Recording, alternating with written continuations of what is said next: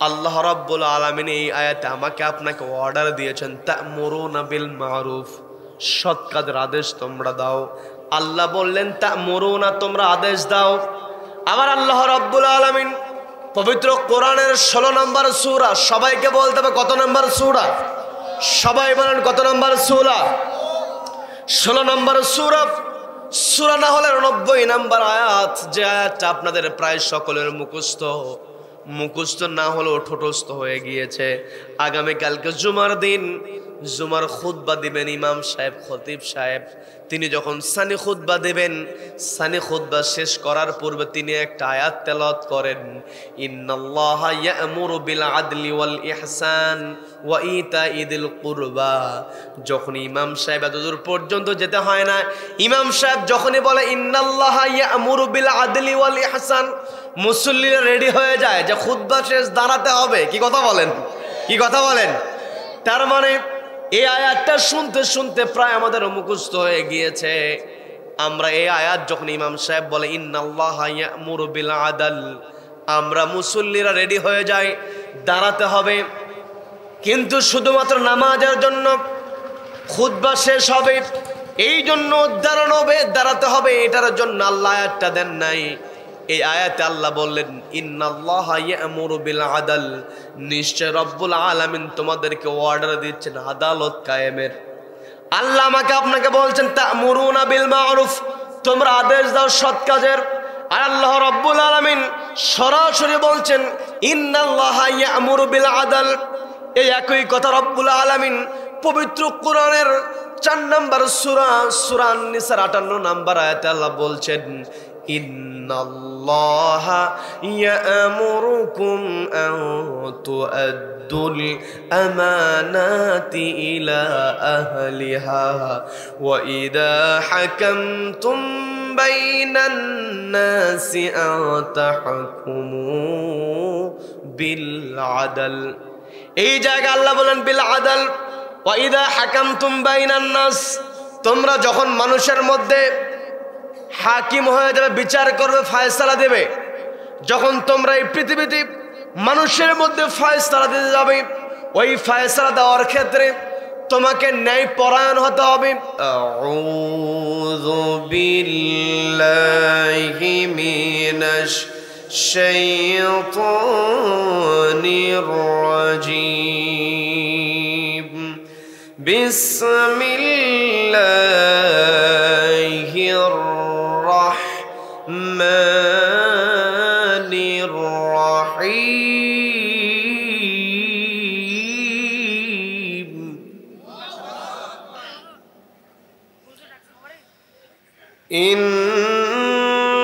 ইন্নামাল মুমিনুনা আল্লাযীনা ইযা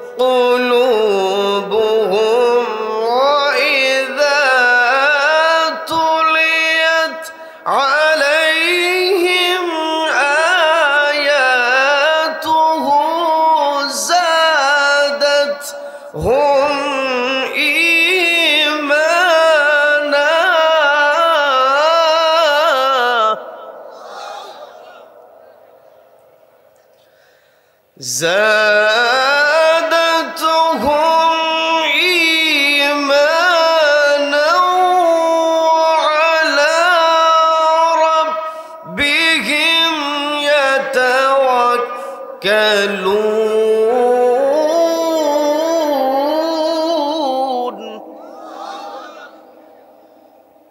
الله أكبر. بسم الله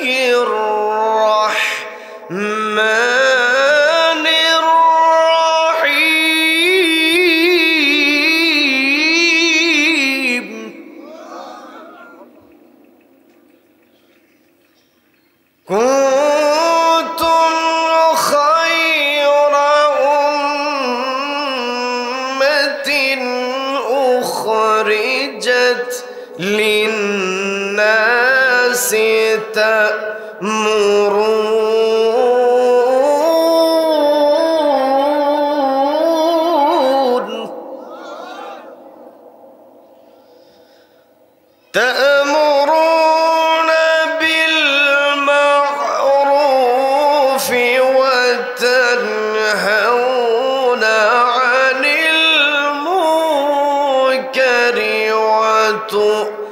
وتؤمنون بالله.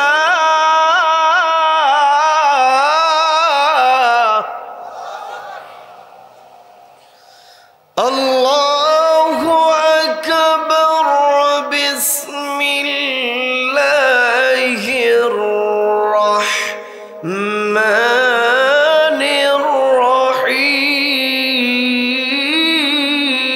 الرحيم. إن الله وملائكته يصلون على النبي يا أيها الذين آمنوا صلوا عليه وسلموا تسليما. اللهم صل على محمد وعلى آل محمد كما صليت على إبراهيم وعلى آل إبراهيم إنك حميد مجيد. সবাই পড়ুন اللهم بارك على محمد وعلى آل محمد كما باركت على إبراهيم وعلى آل إبراهيم إنك حميد مجيد.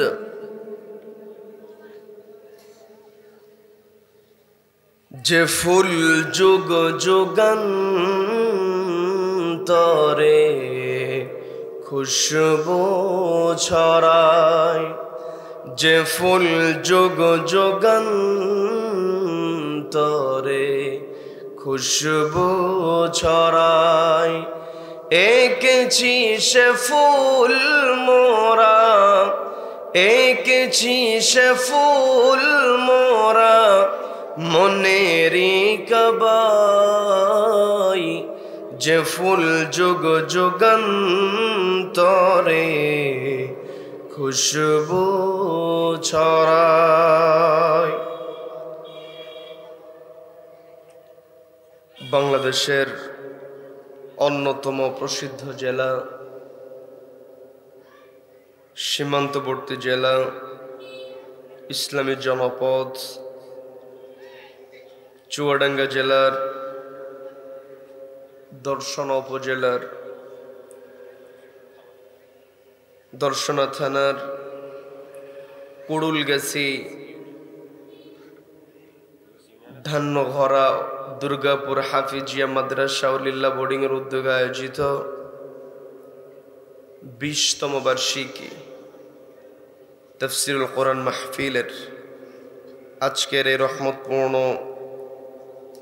বরকতপূর্ণ দ্বীনি মজলিসের সম্মানিত সুযোগ্য অনারেবল প্রেসিডেন্ট সভাপতিত্ব করছেন অত্র প্রতিষ্ঠানের সম্মানিত সুযোগ্য সভাপতি, ইসলাম দরদি ব্যক্তিত্ব জনাব আলহাজ শাহ মোহাম্মদ মোয়াজ্জেম হোসেন সাহেব। আমার পূর্বে কথা বলেছেন আজকের মাহফিলের সম্মানিত বিশেষ মেহমান, শ্রদ্ধাভাজন আলেম দ্বীন, ইসলামী চিন্তাবিদ হযরত মাওলানা আবুল কালাম গাজীপুরী সাহেব। আপনাদের সামনে গুরুত্বপূর্ণ কথা রেখেছেন বিশিষ্ট ইসলামী চিন্তাবিদ আলেম দ্বীন, আমার অত্যন্ত কাছের ভালোবাসার প্রিয় ভাই হযরত মাওলানা আবুল কাশেম জিহাদি সাহেব। আজকের মাহফিলের সম্মানিত বিশেষ অতিথি হাজী মোহাম্মদ লিয়াকত আলী সাহেব সহ আমন্ত্রিত মেহমান বৃন্দ, বিশেষ অতিথিবৃন্দ, উপস্থিত রয়েছেন হযরত উলামায়ে কেরাম, তলাবায়ে ইলম। বিশেষ করে আমার সামনে বসে আছেন অত্র এলাকার পার্শ্ববর্তী এলাকা হতে আগত কোরআন প্রেমিক, নবী প্রেমিক, তাওহীদ জনতা। পর্দার অন্তরাল থেকে শুনছেন আমার অত্যন্ত শ্রদ্ধেয় মা এবং বোনেরা। আলোচনার সূচনায় আমি আপনাদেরকে অভিনন্দন জানাচ্ছি, মোবারকবাদ জ্ঞাপন করছি রব্বুল আলামিনের শেখানো ভাষায়। বলছি আসসালামু আলাইকুম ওয়া রাহমাতুল্লাহি ওয়া বারাকাতুহু। সম্মানিত দ্বীনী ভাইয়েরা, আলোচনায় প্রবেশের পূর্বে আমি জানতে চাচ্ছি আপনারা সকলে কেমন আছেন? রব্বুল আলামিন আমাকেও ভালো রেখেছেন, বলি আলহামদুলিল্লাহ। এই যে আমরা ভালো আছি, আমাদেরকে ভালো রাখার একমাত্র কেবলমাত্র কর্তৃত্ব কার হাতে? যে রব্বুল আলামিন আমাদেরকে ভালো রেখে সুস্থ রেখে সারাদিনের হাজারো কর্মব্যস্ততার পর ক্লান্ত শরীর নিয়ে যে সময়টাতে ঘরে ফেরার কথা ছিল, ঠিক সেই সময়টাতে ঘরের আকর্ষণকে প্রত্যাখ্যান করে কোরআনের আকর্ষণে যে মহান মুনিব আমাদেরকে কোরআনের মাহফিলে আসার, বসার এবং কোরআনুল কারীম থেকে কিছু কথা বলা এবং শোনার মতো তৌফিক দান করলেন, সেই মহান মুনিবকে খুশি করে আমরা সকলে এক জায়গায় বলে উঠছি আলহামদুলিল্লাহ। আবারও বলছি আলহামদুলিল্লাহ। আল্লাহু আকবার। লা ইলাহা ইল্লাল্লাহ। আল্লাহু আকবার। ওয়ালিল্লাহিল হামদ। ওয়ালিল্লাহিল হামদ। আমরা কৃতজ্ঞতা আদায় করলাম কার? জীবনের প্রত্যেকটা ক্ষেত্রে একজনের প্রশংসা হবে, তিনি কে? আমাকে আপনাকে সৃষ্টি করেছেন কে? Allah is the creator of all creations. যত সৃষ্টি আছে সব সৃষ্টি আল্লাহ করেছেন। কাজেই প্রশংসা যদি করতে হয়, প্রশংসা কেবল আল্লাহর হবে। আল্লাহ ব্যতীত অন্য কেউ প্রশংসিত হতে পারে? None can be praised, only Allah will be praised. সবাই চিৎকার দিয়ে বলেন আল্লাহু আকবার, আল্লাহু আকবার। আপনার সাউন্ডে সব ঠিক আছে, শুধু বক্সের বেসটুকু একটু কমায় দেন। সব ঠিক আছে, আর যদি ওটাও যদি না বোঝেন তাহলে কিছু করার দরকার নেই। আচ্ছা, অনেক সুন্দর। বলি আলহামদুলিল্লাহ, বলি আলহামদুলিল্লাহ। তো আমরা প্রশংসা করলাম আল্লাহর। জীবনের প্রত্যেকটা ক্ষেত্রে মুমিনের দায়িত্ব, মুমিন সব সময় প্রশংসা করে একজনের, তিনি কে? সম্মানিত দ্বীনী ভাইরা,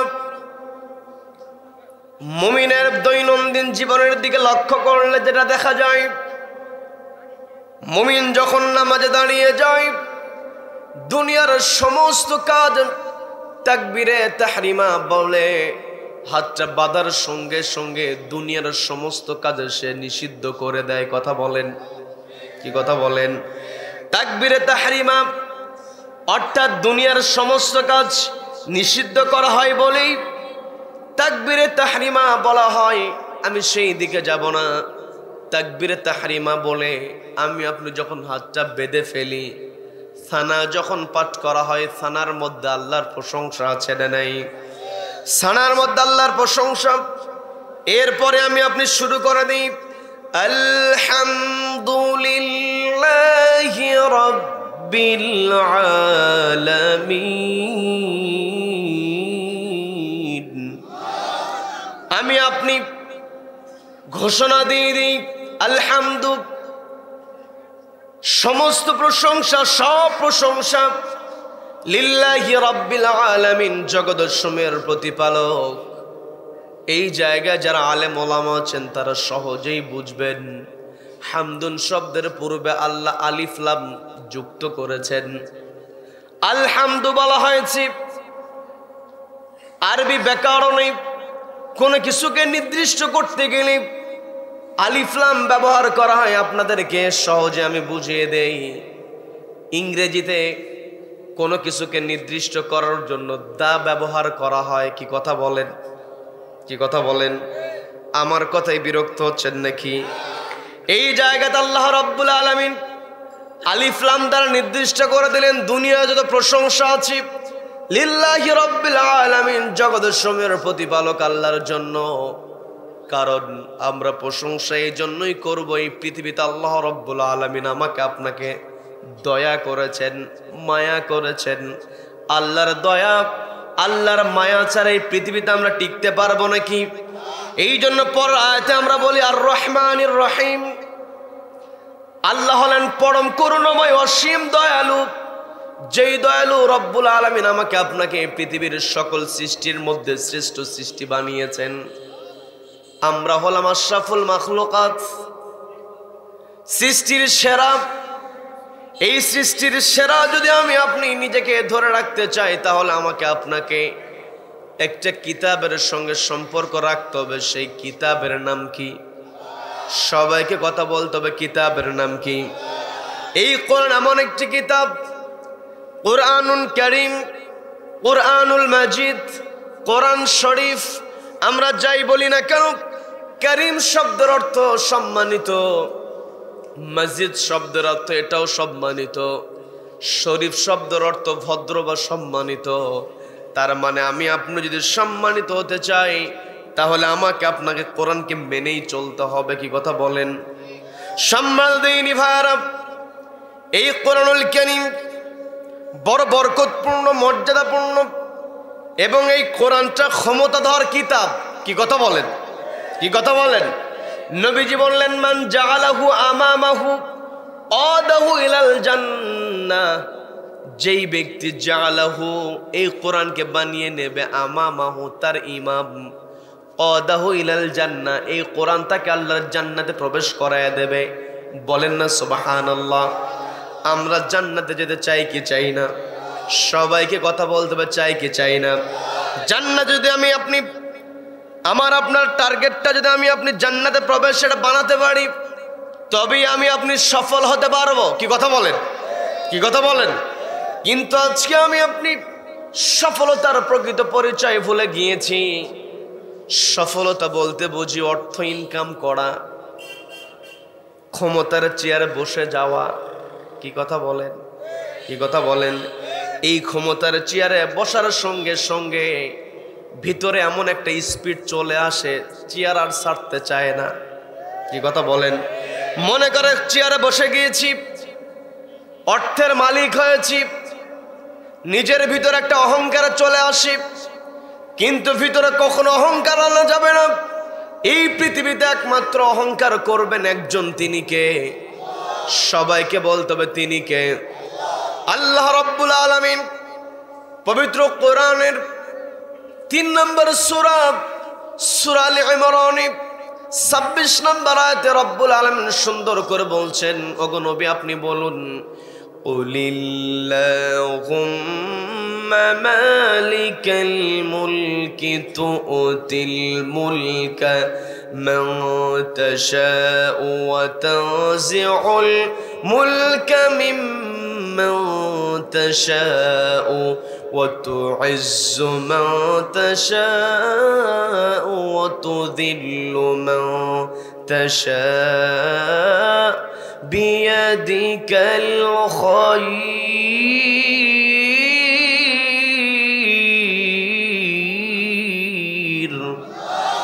আল্লাহ বলছেন ওগো নবী আপনি বলুন, কুল আপনি বলে দিন, আপনি ঘোষণা করে দিন, আল্লাহুম্মা মালিকাল মুলক, ওগো আল্লাহ আপনি হলেন রাজত্বের মালিক, আপনি হলেন ক্ষমতার মালিক।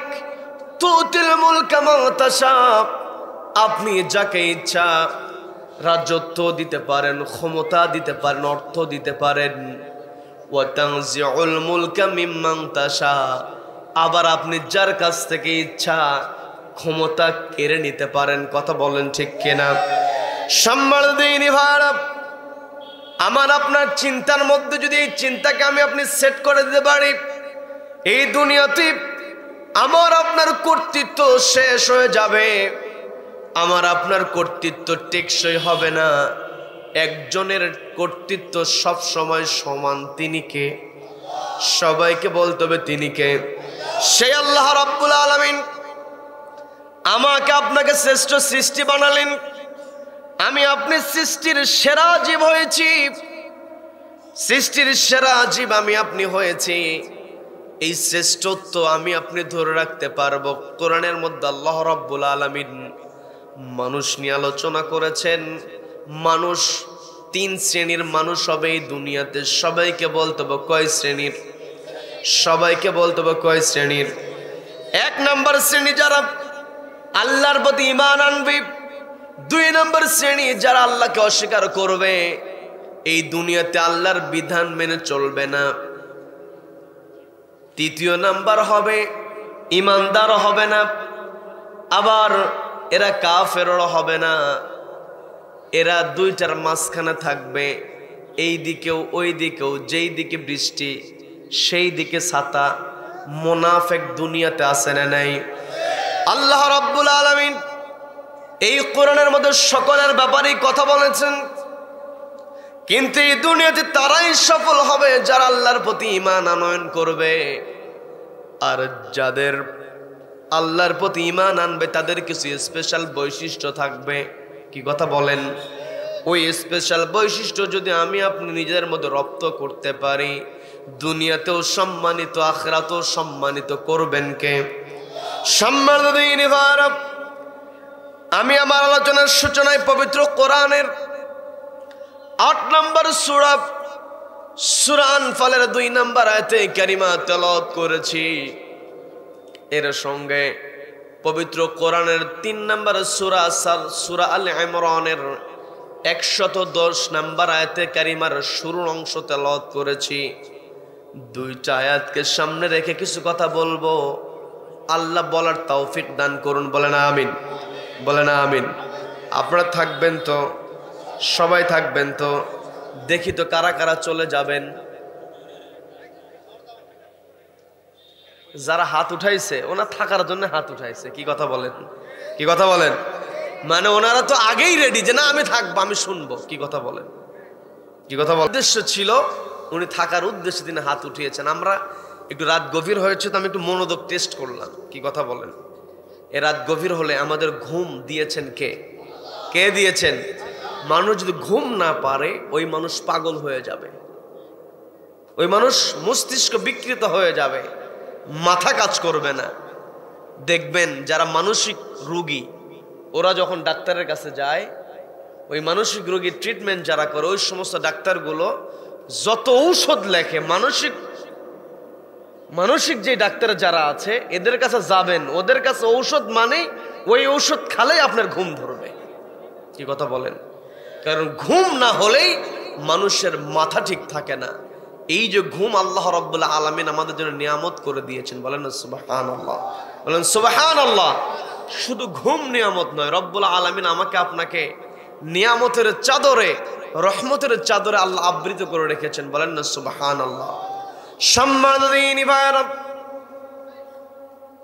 আল্লাহ রাব্বুল আলামিন পবিত্র কোরআনের ৮ নম্বর সূরা, সূরা আল ইমরান, সূরা আল আনফালের ২ নম্বর আয়াতে রব্বুল আলামিন সুন্দর করে বলছেন, ইন্নামাল মুমিনুনা আল্লাযীনা ইযা যুকিরাল্লাহু ওয়াজিলাত কুলুবুহুম ওয়া ইযা তুলিয়াত আলাইহিম আয়াতুহু زادتهم إيمانا وعلى ربهم يتوكلون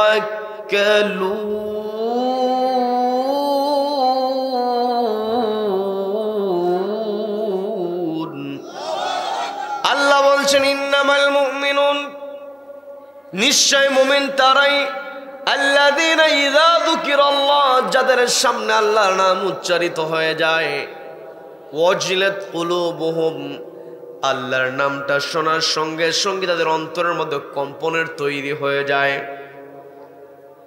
১ নাম্বার বৈশিষ্ট্য হলো যারা ঈমানদার হবে, যখনই আল্লাহর নাম তাদের সামনে উচ্চারণ করা হবে আল্লাহর বরত্বের কথা, বিশালত্বের কথা তার স্মৃতিপটে ভেসে উঠবে।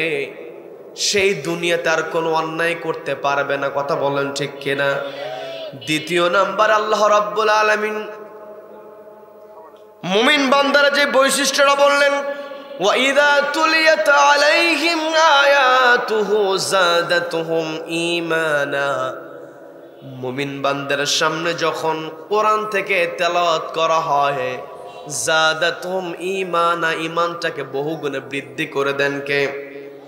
সবাইকে কথা বলতে, বৃদ্ধি করে দেন কে? ঈমানদারের সামনে যখন কোরআন থেকে তেলাওয়াত হয়, ঈমানদার ঈমান বৃদ্ধি পেয়ে যায়। কিন্তু যারা কোরআন সহ্য করতে পারে না, যারা কোরআনের বিধানকে মানতে চায় না, তাদের সামনে যখন কোরআন তেলাওয়াত হয়, ওরা কিন্তু কোরআন তেলাওয়াত সহ্য করতে পারে না। ওদের চিন্তা কেমন করে কোরআন তেলাওয়াত বন্ধ করে দেওয়া যায়। এমন লোক দুনিয়াতে আছে না নাই? সবাইকে কথা বলতে হবে, আছে না নাই? ওরা যতই পায় তারা করুক না কেন, সাময়িক সময়ের জন্য হয়তো তারা কোরআনকে থামাতে পারবে, কিন্তু এই পৃথিবীতে যারা কোরআন তেলাওয়াত করবে তাদের কোরআন তেলাওয়াত কেউ থামাতে পারবে না। ষড়যন্ত্রকারীরা হয়তো কিছুদিনের জন্য, অল্প সময়ের জন্য তারা হয়তো থামানোর চেষ্টা করতে পারবে, কিন্তু দিন শেষে ওই কোরআন বিদ্বেষীরা কখনো সফল হতে পারে না। কথা বলেন। ওয়াইদা তুলিয়াত আলাইহিম আয়াতুহু যাদাতুহুম ঈমানা, ঈমানদার বান্দার সামনে কোরআন তেলাওয়াত করা হবে, ঈমানদার বান্দার ঈমান বৃদ্ধি পেয়ে যাবে। এই যে আজকে আমরা একত্রিত হয়েছি, এই জায়গায় কোরআন তেলাওয়াত হবে কি হবে না? বিগত বছরগুলোতে আমরা দেখেছি যারা কোরআনের মাহফিলগুলো বন্ধ করেছি, আজকে কোরআনের পাখির ভাষায় বলতে হয়, যারা কোরআনের মাহফিল বন্ধ করেছে, এমনকি গত বছর এই ডিসেম্বর মাসে কোরআনের তাফসীর মাহফিল করতে দেয় নাই, আজকে ওরা পালানোর জন্য ইঁদুরের গর্ত খুঁজে পাচ্ছে না। কথা বলেন ঠিক কিনা? এই যে দেখেন তাফসীরুল কোরআন মাহফিল, যখন আলেম ওলামা কোরআন থেকে কথা বলে, বিশেষ করে যখন যুবকদেরকে লক্ষ্য করে কোরআনের কথাগুলো বলা হয়, কোরআনের প্রকৃত তথ্যগুলো তুলে ধরা হয়, যুবকেরা যখন ইসলামের সুশীতল ছায়াতলের দিকে এগিয়ে আসে, যুবকেরা যখন কোরআনের ডাকে সামনের দিকে চলতে থাকে, কোরআনের কাছে আসতে থাকে, ওই তাগুত সত্যি কিন্তু সহ্য করতে পারে না। কি কথা বলেন? যুবকদেরকে কোরআন থেকে বিচ্ছিন্ন করার পায়তারা করে। আমরা বিগত বছরগুলোতে দেখেছি তাফসীরুল কোরআন মাহফিলের অনুমতি চাইতে হলে এক নেতার কাছ থেকে আরেক নেতার কাছে, ওই নেতার কাছ থেকে আরেক নেতা, এমন পরিবেশ ছিল। এমনও হয়েছে মাহফিলের সব প্রস্তুতি সম্পন্ন হয়েছে, মাহফিলের দিনে সকালবেলা সন্ধ্যাবেলা থানা থেকে লোকজন এসেছে অথবা ওদের গুন্ডা বাহিনী এসেছে, মাহফিল করতে দেয় নাই। কথা বলেন ঠিক কিনা? এই যে আগামীকাল কি বাংলাদেশে আপনারা হয়তো অনলাইনে দেখে থাকবেন, বাংলাদেশে সবচাইতে বড় জমায়েত হতে যাচ্ছে আগামীকালকে জুমার দিন। ওই পেকুয়াতে যিনি প্রথম দীর্ঘ 5টা বছর বাংলার যুবকদেরকে যিনি কোরআন দিয়ে আকৃষ্ট করেছিলেন, তিনি হলেন ডক্টর মিজানুর রহমান আজহারি হাফিজাহুল্লাহ। কথা বলেন ঠিক কিনা?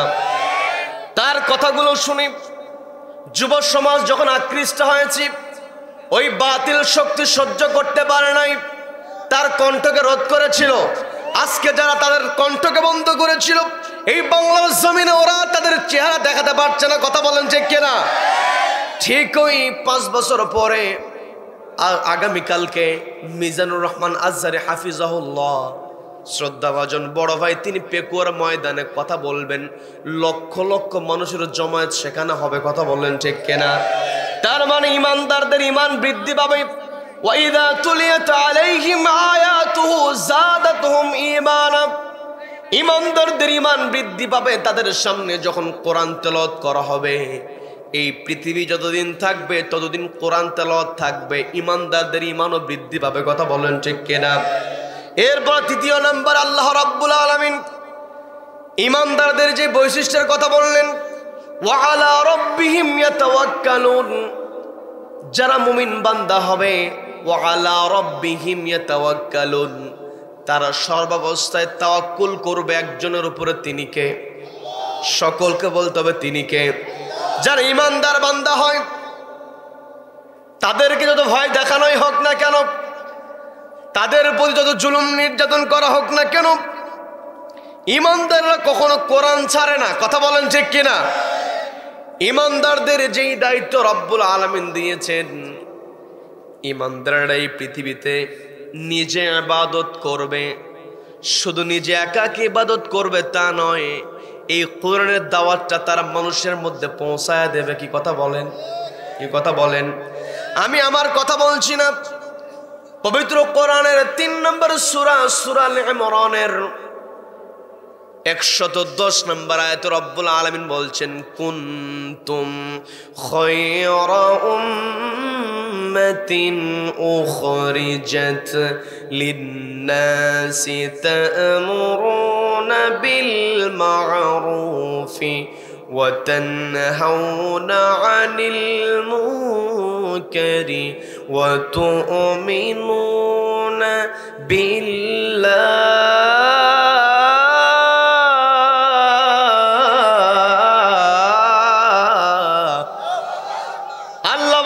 কুনতুম খায়রা উম্মাহ, তোমরা উত্তম জাতি,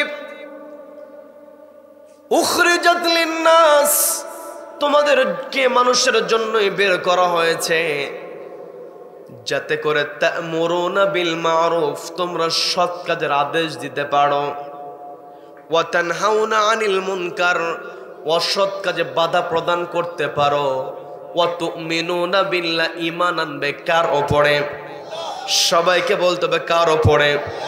আল্লাহ বললেন কুনতুম খায়রা উম্মাহ, তোমরা উত্তম জাতি হতে পারবে, তোমরা উত্তম গোষ্ঠী হতে পারো, তোমরা উত্তম সঙ্গ তোমরা হতে পারো, তবে তোমাদের দায়িত্ব হলো নিজেরা নেক আমল করবে, ভালো কাজ করবে, নিজেরা ভালো কাজ করার সঙ্গে সঙ্গে তা'মুরুনা বিল মা'রুফ, সৎ কাজের আদেশ তোমরা দেবে, ওয়া তানহাউনা আনিল মুনকার, অসৎ কাজে বাধা প্রদান করবে।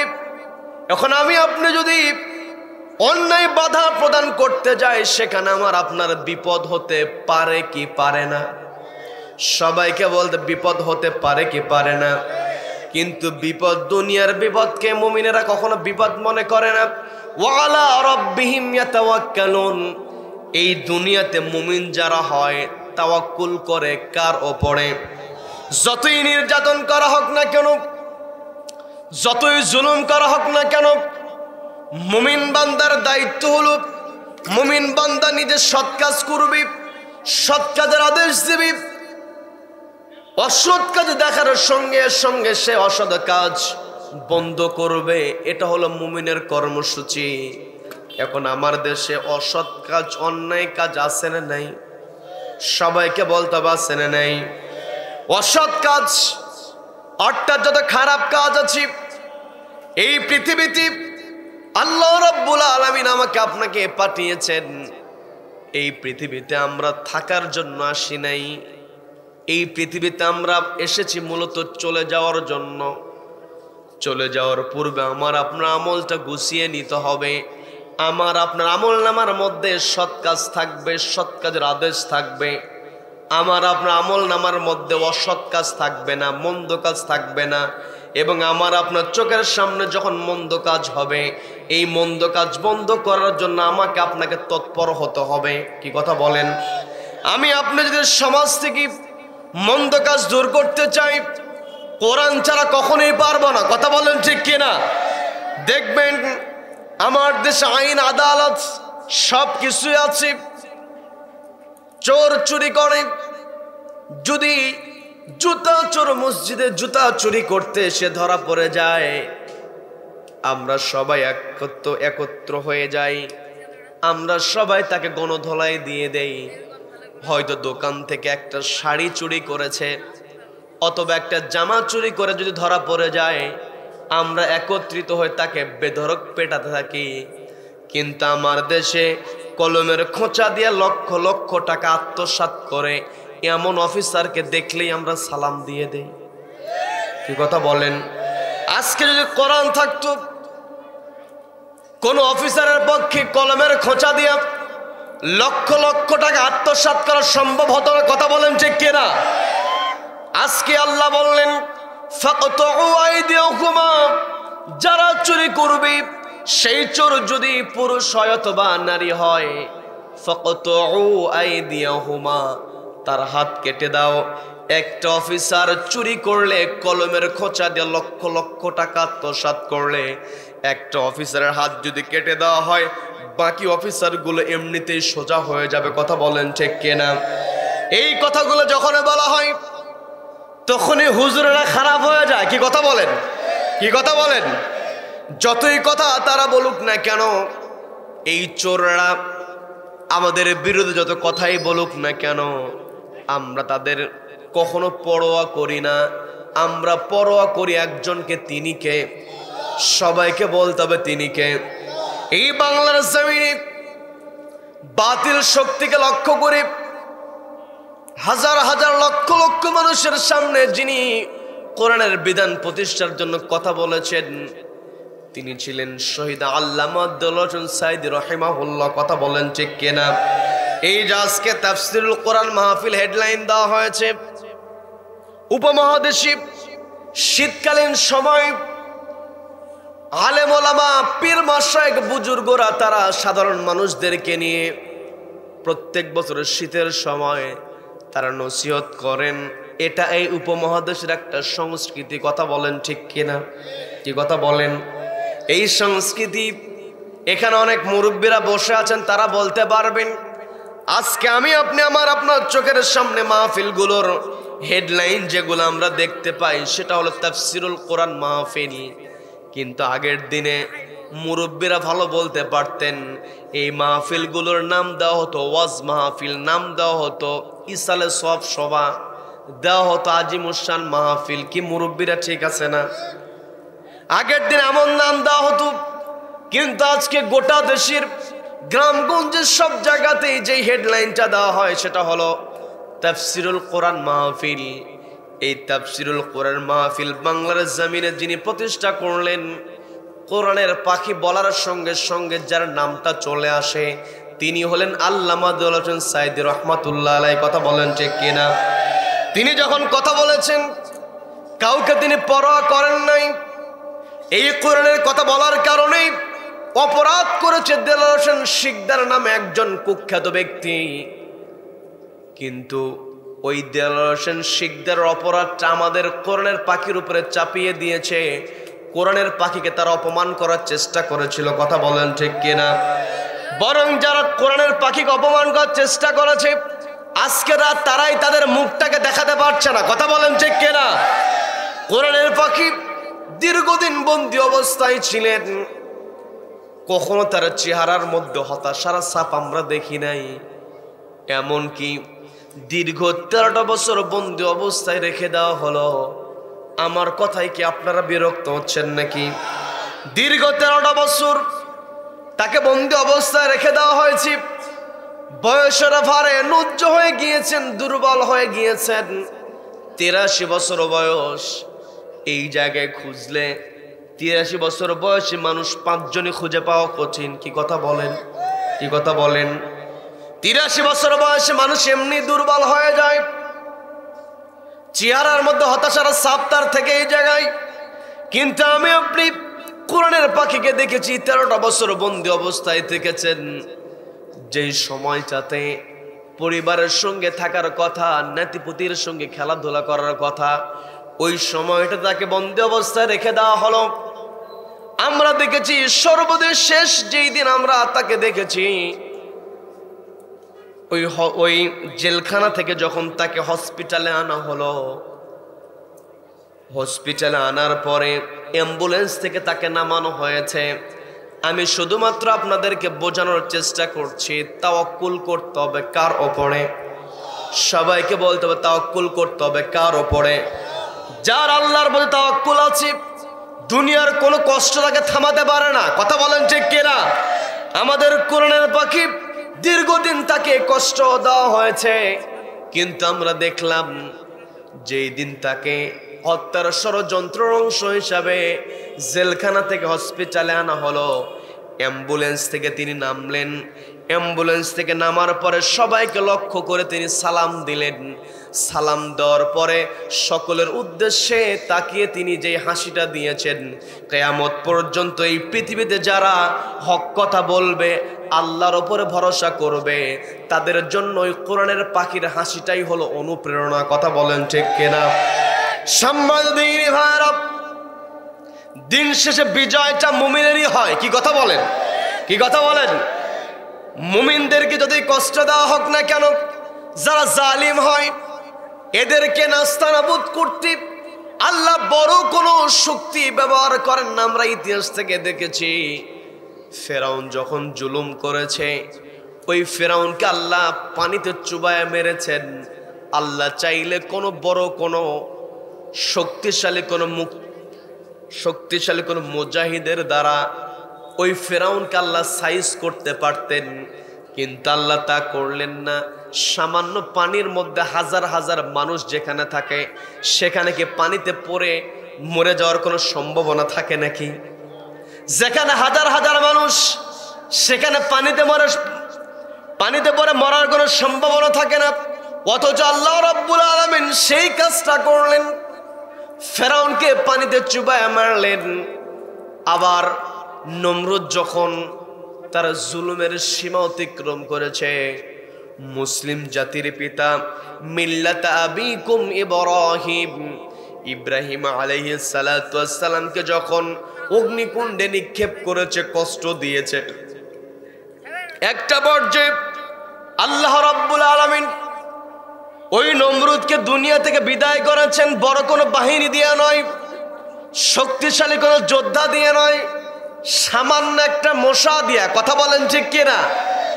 তাও আবার মশাটা সুস্থ ছিল না, মশা ছিল ল্যাংড়া মশা।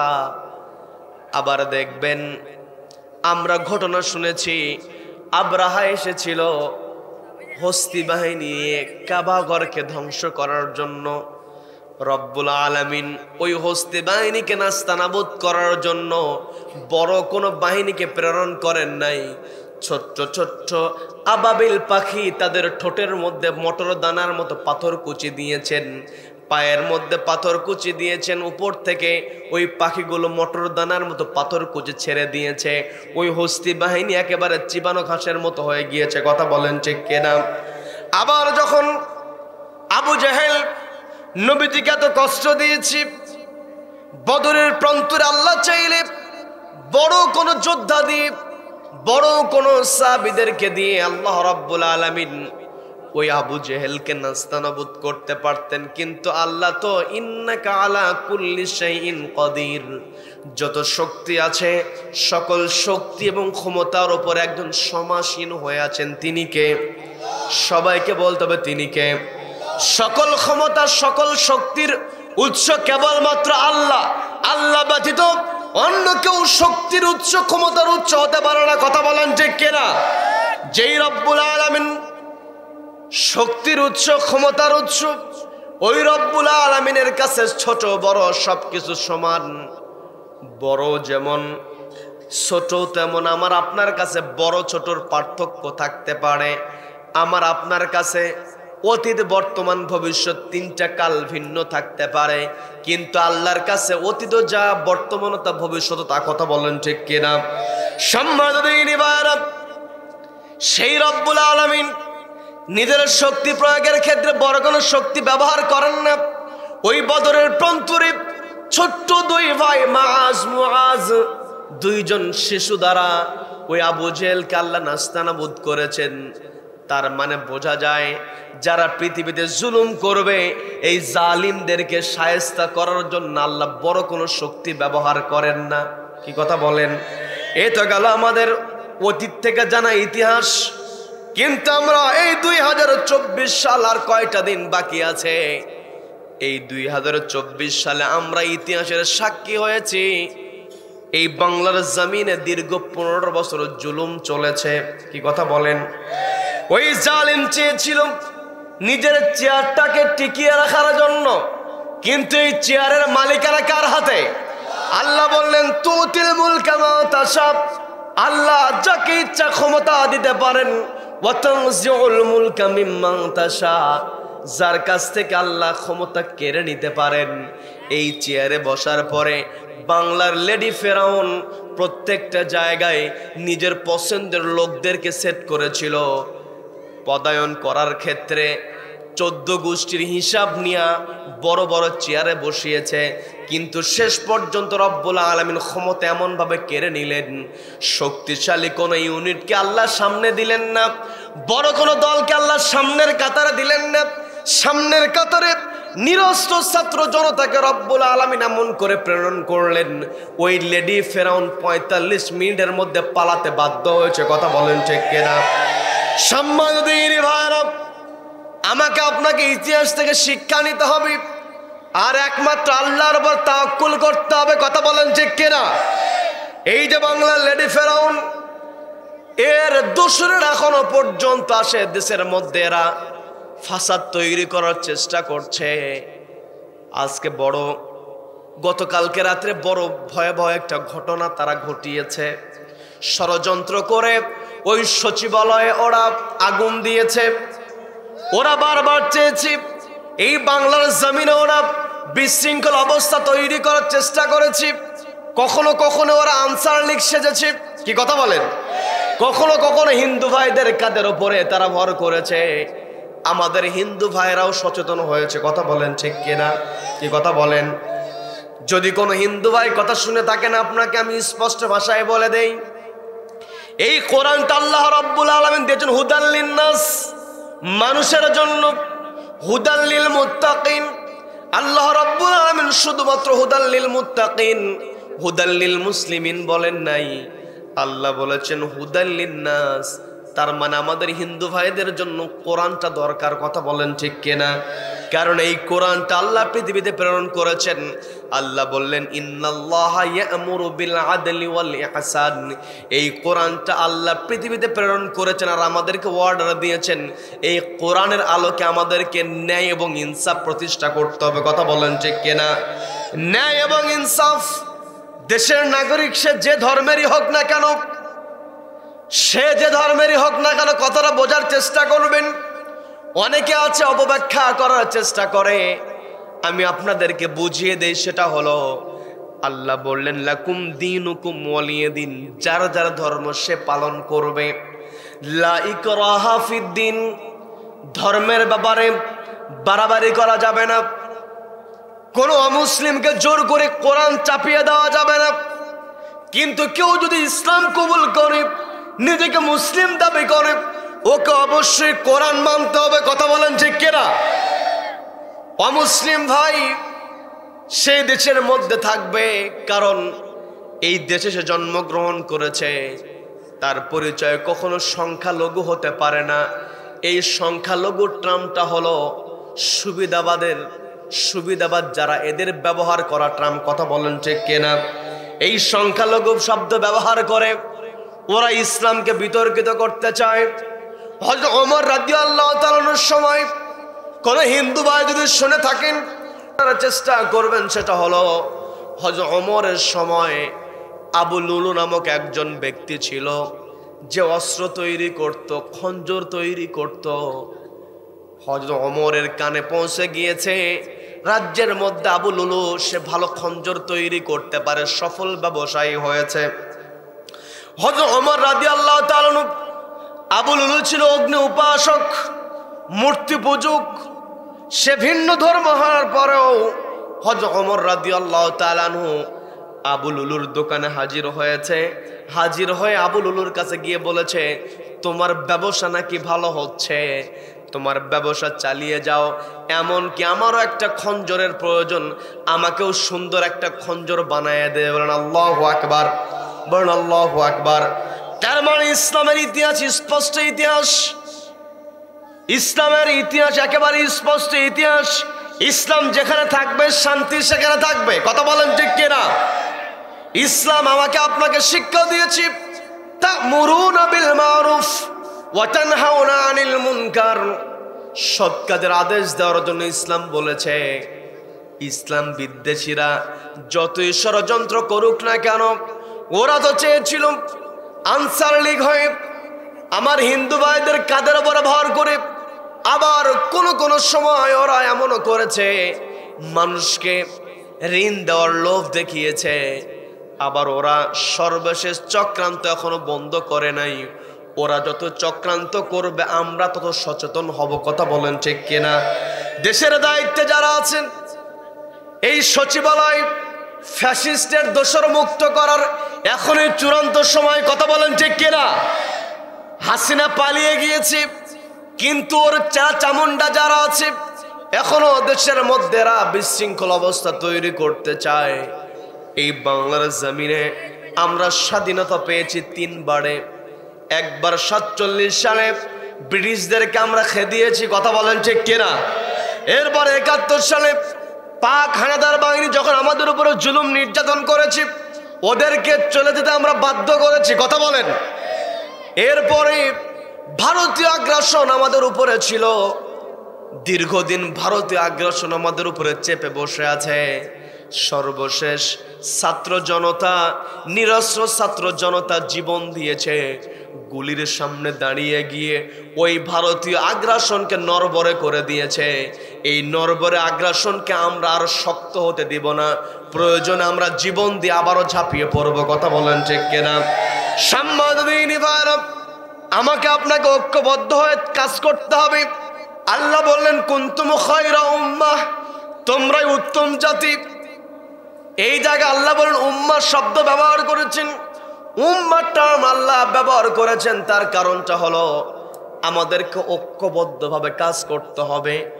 আমাকে আপনাকে ভালো কাজ করলে ঐক্যবদ্ধভাবেই করতে হবে। আবার অন্যায় বাধা প্রদান করতে হলে আমাকে আপনাকে ঐক্যবদ্ধ হতে হবে। কথা বলেন ঠিক কিনা? সম্মানিত দিনী ভাইরা, আমরা হলাম ইমানদার। আমাদের ইমানদার, আমরা কতটুকু ইমানদার হয়েছি আল্লাহর নাম স্মরণ হওয়ার পরে আমরা কি নিজেকে অন্যায় থেকে দূরে সরিয়ে রাখতে পারি কিনা? নিজের মনকে যদি প্রশ্ন করা হয়, জবাব যদি হ্যাঁ আসে, তবেই আমরা সফল। কথা বলেন ঠিক কিনা? কি কথা বলেন? আল্লাহর নাম স্মরণ হওয়ার পরেও আমি আপনি যদি অন্যায় থেকে নিজেকে দূরে সরিয়ে রাখতে না পারি, তাহলে আমার আপনার ঈমান এখনো পরিপূর্ণ হয় নাই। কি কথা বলেন? পর্দাওয়ালার মা বোনেরা শুনছেন, কানটা খাড়া করে শুনবেন। মা আপনাকে দৃষ্টি আকর্ষণ করে বলছি, অনেক কথাই তো হতে পারে, যত কথাই আমরা বলি না কেন, সকল কথার সারাংশ সেটাই হলো আমাকে আপনাকে ভয় করতে হবে কাকে? সবাইকে বলতে ভয় করতে হবে কাকে? আল্লাহ বললেন ইদা যুকিরাল্লাহ, যখন আল্লাহর নাম উচ্চারিত হয়ে যায়, ওয়াজিলাত কুলুবুহুম, অন্তরটা আল্লাহর ভয় কেঁপে ওঠে। ও আমার পর্দাওয়ালার মা বোনেরা, কানটি একটু খাড়া করে শোনেন, কারণ এই সমাজের মধ্যে যদি আমরা ন্যায় প্রতিষ্ঠা করতে যাই, মা বোনদের সহযোগিতা ছাড়া, মা বোনদের প্রচেষ্টা ছাড়া কিন্তু আমরা সমাজের মধ্যে ন্যায় প্রতিষ্ঠা করতে পারবো না। কথা বলেন ঠিক কিনা? নবীজি কোরআনের দাওয়াত দিয়েছেন, নবীজি মানুষকে কোরআনের দিকে আহ্বান করেছেন, নবীজিকে সবচাইতে বেশি যিনি সহযোগিতা করেছেন তিনি হলেন খাদিজাতুল কুবরা রাদিয়াল্লাহু তাআলা আনহা। কথা বলেন ঠিক কিনা? এই ব্যক্তিগত জীবনে আমার কোরআন মানতে হবে, পারিবারিক জীবনে, সামাজিক জীবনে, রাষ্ট্রীয় জীবনে, আন্তর্জাতিক অঙ্গনে, প্রত্যেকটা জায়গায় যখন কোরআনটা প্রতিষ্ঠা হয়ে যাবে, তখনই আল্লাহ বরকতের দরজা খুলে দেবেন। কথা বলেন ঠিক কিনা? আল্লাহ বললেন ওয়ালাউ আন্নামা ফিল আরদি, আল্লাহ বললেন ওয়ালাউ আন্না আহলাল কুরা আমানু ওয়াত্তাকাউ লাফাতাহনা আলাইহিম বারাকাতিম মিনাস সামাই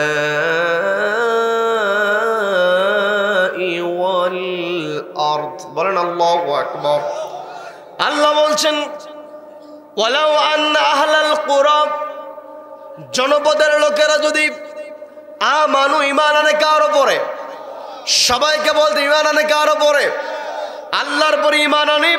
ওয়াত্তাকাউ, এবং আল্লাহকে যদি ভয় করতে পারে, লাফাতাহনা আলাইহিম বারাকাতিম মিনাস সামাই ওয়াল আরদ, আমি রব্বুল আলামিন লাফাতাহনা, আমি রব্বুল আলামিন অবশ্যই খুলে দেব বরকতের দরজা, আসমান জমিনের যত বরকতের দরজা আছে।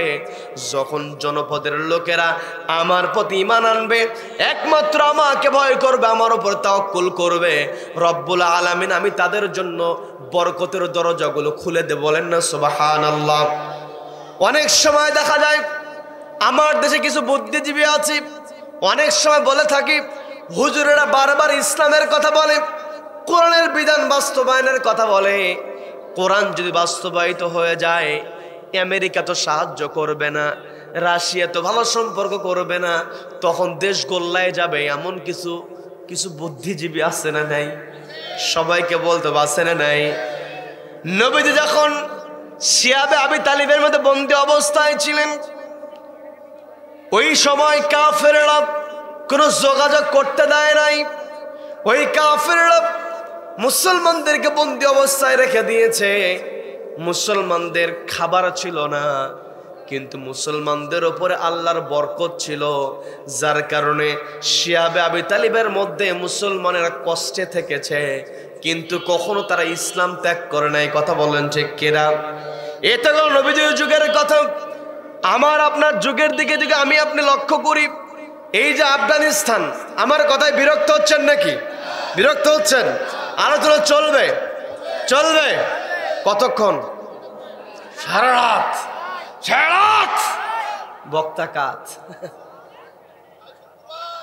সারা রাত কথা বললে কি বক্তা সোজা থাকবে? বক্তা সোজা থাকুক আর কাত হয়ে পড়ুক।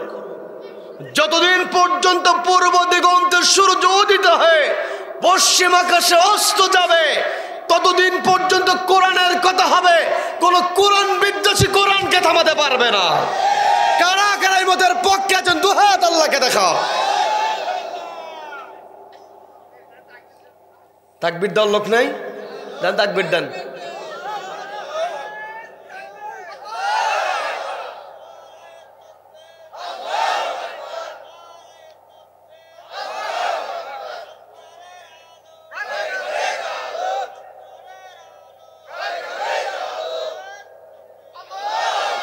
আল্লাহ আমাদের সকলকে কবুল করেন। বলে না আমিন, বলে না আমিন।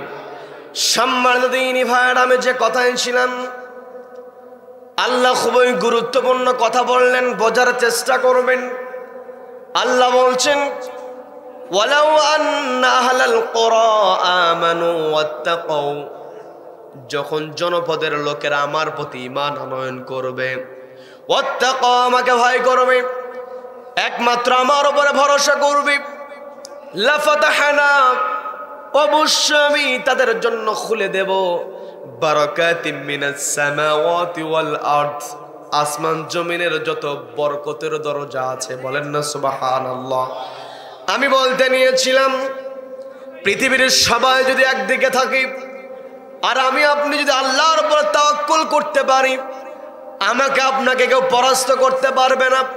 এই যে যুদ্ধ বিধ্বস্ত আফগানিস্তানকে আমরা দেখেছি, এদেরকে কত অত্যাচার করা হয়েছে। বিশ্বের সবচাইতে বড় মোড়ল যারা কথায় কথায় মানবাধিকারের কথা বলে, আমার পূর্বে মাওলানা আবুল কালাম গাজীপুরে হাফিজাহুল্লাহ গুরুত্বপূর্ণ কথা বলেছেন। আমি তার কথার সঙ্গে আপনাদের সঙ্গে একটু বোঝানোর জন্য বলছি। সেটা হলো, গোটা দুনিয়াতে মোড়লরা মানবাধিকারের কথা বলে, কিন্তু ওরাই সবচাইতে বড় মানবাধিকার লঙ্ঘনকারী। কথা বলেন ঠিক কিনা? ওই আফগানিস্তানের ভাইদের প্রতি ওরা কত অত্যাচার করেছে, কিন্তু আমার আফগানিস্তানের ভাইরা কখনো হতাশ হয় নাই। একমাত্র ভয় করেছে কাকে? সবাইকে বলতে ভয় করেছে কাকে? আল্লাহকে ভয় করেছে, আল্লাহর উপর তাওয়াক্কুল করেছে। মুমিনের তৃতীয় নাম্বার বৈশিষ্ট্য, আল্লাহ বলছেন ওয়ালা রাব্বিহিম ইয়াতাওয়াক্কালুন। ওই আফগানিস্তানের ভাইরা একমাত্র আল্লাহর উপরে তাওয়াক্কুল করে, ভরসা করে, ওই শক্তিধর আমেরিকার বিরুদ্ধে তারা প্রাণপণ চেষ্টা চালিয়েছে, শেষ পর্যন্ত আল্লাহ তাদেরকে বিজয় দিয়েছেন। ওরা দেশের মধ্যে বিধান মানছে কার? সবাইকে বলতে হবে বিধান মানছে কার? ওরা তো মাত্র কয়েকদিন আগে তারা স্বাধীন হয়েছে, ওদের ওখানেও দুর্নীতি ছিল। এই দুর্নীতি তারা দূর করতে পেরেছে একটা কিতাব দেশে। কিতাবের নাম কি? সবাইকে বলতে হবে কিতাবের নাম কি? ওরা ওদের দেশের দুর্নীতি দূর করেছে। গোটা দুনিয়াতে আফগানিস্তান নিয়ে হইচই পড়ে গিয়েছে। 2 বছরের মধ্যে ওদের অর্থনৈতিক সূচক বহুগুণে বৃদ্ধি পেয়েছে। একমাত্র ওয়ালা রাব্বিহিম ইয়াতাওয়াক্কালুন, ওরা তাওয়াক্কুল করেছে কার ওপরে? আর একটা এক্সাম্পল দিলে আপনারা বুঝতে পারবেন। এই যে ফিলিস্তিনে হামাসের যোদ্ধারা, এদের উপরে কত নজরদারি, বিশ্বের সবচেয়ে বড় বড় প্রযুক্তি ওই ইসরায়েলেরা হামাসের বিরুদ্ধে প্রয়োগ করে। অথচ গোটা দুনিয়া থেকে যাদেরকে বিচ্ছিন্ন করে রাখা হয়েছে, ওই হামাসের যোদ্ধারা যখন রকেট নিক্ষেপ করেছে, ওই ইহুদিদের রাডার কিন্তু সেটা ধরতে পারে না। এই কথা বলেন ঠিক কিনা? তাদেরকে খাবার দেওয়া হয় না, তাদেরকে এক ঘরে ঘরে রাখা হয়েছে। কিন্তু সারা দুনিয়া থেকে বিচ্ছিন্ন করার পরও ওই হামাসদের যোদ্ধাদেরকেই সবচাইতে ভয় করো এই মোরেলরা। কথা বলেন ঠিক কিনা? একটাই কারণ, আল্লাহ বললেন লাফাতাহনা আলাইহিম বারাকাতিম মিনাস সামাই ওয়াল আরদ, আসমান এবং জমিনের যত বরকত আছে সমস্ত বরকত আমি তাদের জন্য খুলে দিয়ে থাকি। কাজে আমি আপনি যদি আল্লাহর বরকত পেতে চাই, রহমত পেতে চাই, আল্লাহর প্রতি ঈমান এনে আল্লাহকে ভয় করতে হবে, আল্লাহর উপর তাওয়াক্কুল করতে হবে। আল্লাহর উপরে তাওয়াক্কুল করার পরে আমার আপনার দায়িত্ব তা'মুরুনা বিল মারুফ, সৎ কাজের আদেশ দেওয়া, সমাজের মধ্যে সৎ প্রতিষ্ঠা করা, সম্মানিত দিনী ভাইরা। এই পৃথিবীতে অসংখ্য সৎ কাজ আমরা লক্ষ্য করি, অসংখ্য ভালো কাজ আমরা দেখে থাকি। আল্লাহ রাব্বুল আলামিন এই আয়াতে আমাকে আপনাকে অর্ডার দিয়েছেন তা'মুরুনা বিল মারুফ, সৎ কাজের আদেশ তোমরা দাও। আল্লাহ বললেন তা'মুরুনা, তোমরা আদেশ দাও। আবার আল্লাহ রাব্বুল আলামিন পবিত্র কোরআনের 16 নম্বর সূরা, সবাইকে বলতে হবে কত নম্বর সূরা? সবাই বলেন কত নম্বর সূরা? 16 নম্বর সূরা। সূরা না হলে 90 নম্বর আয়াত, যে আয়াতটা আপনাদের প্রায় সকলের মুখস্থ না হলেও ঠোঁটস্থ হয়ে গিয়েছে। আগামীকালকে জুমার দিন, জুমার খুতবা দিবেন ইমাম সাহেব, খতিব সাহেব। তিনি যখন সানি খুতবা দিবেন, সানি খুতবা শেষ করার পূর্বে তিনি একটা আয়াত তেলাওয়াত করেন, ইন্নাল্লাহা ইয়া'মুরু বিল আদলি ওয়াল ইহসান ওয়া ইতাইদিল কুরবা। যখন ইমাম সাহেব এতদূর পর্যন্ত যেতে হয় না, ইমাম সাহেব যখনই বলে ইন্নাল্লাহা ইয়া'মুরু বিল আদলি ওয়াল ইহসান, মুসল্লিরা রেডি হয়ে যায় যে খুতবা শেষ, দাঁড়াতে হবে। কি কথা বলেন? কি কথা বলেন? তার মানে এই আয়াতটা শুনতে শুনতে প্রায় আমাদের মুখস্থ হয়ে গিয়েছে। আমরা এই আয়াত যখন ইমাম সাহেব বলে ইন্নাল্লাহা ইয়া'মুরু বিল আদল, আমরা মুসল্লিরা রেডি হয়ে যাই, দাঁড়াতে হবে। কিন্তু শুধুমাত্র নামাজের জন্য খুতবা শেষ হবে, এই জন্য উদ্ধারণ হবে, দাঁড়াতে হবে, এটার জন্য আল্লাহ আয়াতটা দেন নাই। এই আয়াতে আল্লাহ বললেন ইন্নাল্লাহা ইয়া'মুরু বিল আদল, নিশ্চয় রব্বুল আলামিন তোমাদেরকে অর্ডার দিচ্ছেন আদালত কায়েমের। আল্লাহ আমাকে আপনাকে বলছেন তা'মুরুনা বিল মারুফ, তোমরা আদেশ দাও সৎ কাজের। আর আল্লাহ রব্বুল আলামিন সরাসরি বলছেন ইন্নাল্লাহা ইয়া'মুরু বিল আদল। এই একই কথা রব্বুল আলামিন পবিত্র কোরআনের 4 নম্বর সূরা, সূরা আন-নিসার 58 নম্বর আয়াতে আল্লাহ বলছেন ইন্নাল্লাহা ইয়া'মুরুকুম আন তুআদ্দুল আমানাতি ইলা আহলিহা ওয়া ইযা হাকামতুম বাইনান নাসি আন তাহকুমু বিল আদল।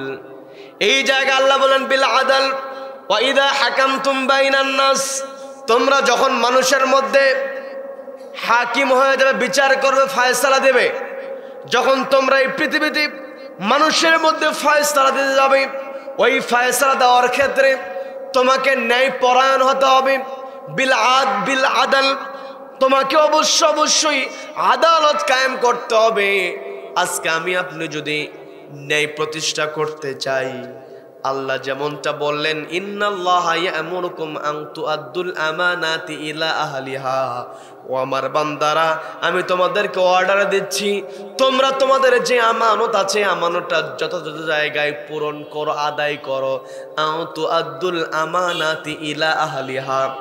আমি আপনি এই পৃথিবীতে সবচাইতে বড় আমানত যদি খেয়াল করি, এই পৃথিবীতে সবচাইতে বড় আমানত হলো চেয়ারের আমানত। কি কথা বলেন? কি কথা বলেন? এই চেয়ারে যারা বসে, যাদেরকে আল্লাহ যোগ্যতার চেয়ারে বসিয়ে দেন, এই যোগ্যতার চেয়ারে বসার পরে যারা ভালোভাবে ফয়সালা দেবে, ভালোভাবে বিচার করবে, দুনিয়াতে যেমন বিচারকদের সম্মান মর্যাদা আছে না নাই? সবাইকে বলতে পারছে না নাই? একজন ম্যাজিস্ট্রেটের কত বড় সম্মান, একজন জেলা জজের সম্মান, একজন জাস্টিসের সম্মান আছে না নাই? রাষ্ট্রপ্রধানের সম্মান আছে না নাই? দুনিয়াতেও যেমন সম্মান আছে, ওই কিয়ামতের কঠিন ময়দানে যেই দিন আল্লাহর আরশের ছায়া ছাড়া কোনো ছায়া থাকবে না, ওই দিন আল্লাহ 7 শ্রেণীর মানুষকে আরশের নিচে জায়গা দেবেন। 1 নম্বরে আল্লাহ বললেন ইমামুন আদিলুন, ন্যায়পরায়ণ শাসক। তার মানে এই দুনিয়াতে যারা চেয়ারে বসবে, দুনিয়াতেও তাদের সম্মান থাকবে, আখিরাতেও তাদেরকে সম্মান দেওয়া হবে। তবে শর্ত হলো চেয়ারে বসে ফয়সালা দিতে হবে কার ভয়ে?